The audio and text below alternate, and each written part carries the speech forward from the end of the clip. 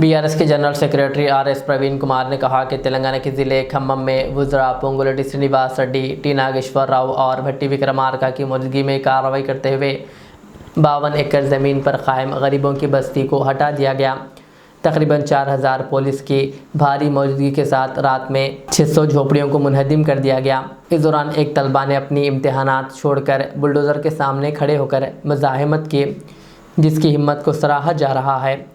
BRS के general secretary RS Praveen ने कहा कि तेलंगाना जो कारकुनों की कुर्बानियों से हासिल हुआ था, आज कांग्रेस के हाथों में चला गया है। उन्होंने नौजवानों से अपील की है कि वो अपनी जिद्दोजहद जारी रखें। ఒక్కసారి జాగ్రత్తగా వినండి. నేను మార్చి 6వ తారీఖు నాడు నేను కేటీఆర్ గారు, వద్దిరాజు రవిచంద్ర గారు, పువ్వాడ అజయ్ గారు వెలుగుమట్ల అనే ఒక గ్రామానికి పోయినాం. ఖమ్మం దగ్గర. ఖమ్మానికి 3 కిలోమీటర్ల దూరంలో ఉంటుంది. 52 ఎకరాల భూమిలో మనందరి సామాజిక వర్గాల నుంచి వచ్చిన ఎంతోమంది పేద ప్రజలు పొట్ట చేత పట్టుకొని పట్టణ ప్రాంతాలకు వచ్చి బతుకుదామని చెప్పేసి 60 గజాల్లో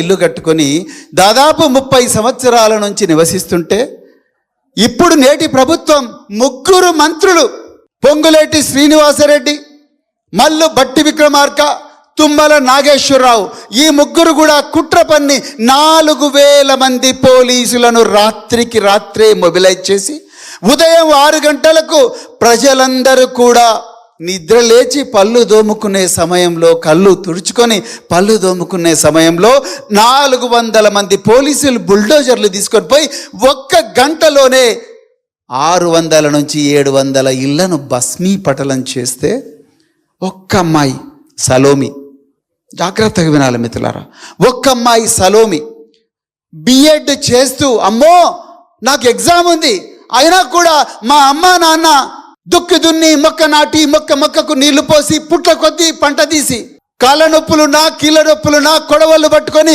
పొలాలలో కైకీలు చేసి పైసా కూడబెట్టి సంపాదించిన మా ఇల్లును పోలీసులు, ఈ 3 దుర్మార్గులు, మంత్రులు, దోపిడీదారులు, వీళ్ళు మా ఇల్లును కూలగొడుతున్నారు. మా అమ్మా నాన్నకు అడ్డం పోవాలి, వాళ్ళను రక్షించుకోవాలి, మా ఇల్లును రక్షించుకోవాలని రాయబోయే ఎగ్జామ్ను కూడా వదిలేసి ఆ బిడ్డ అస్థి పంజరం లాంటి ఒక అమ్మాయి వచ్చి అడ్డుకున్నది, బుల్డోజర్లకు అడ్డంగా నిలబడ్డది.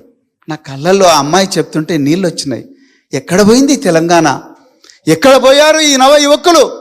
ఎక్కడ పోయారు సిరిపురం యాదయ్య వారసులు? శిశాంత్ రెడ్డి, వేణుగోపాల రెడ్డి, సిరిపురం యాదయ్య, సాయి కుమార్ కెమికల్ ఇంజనీర్,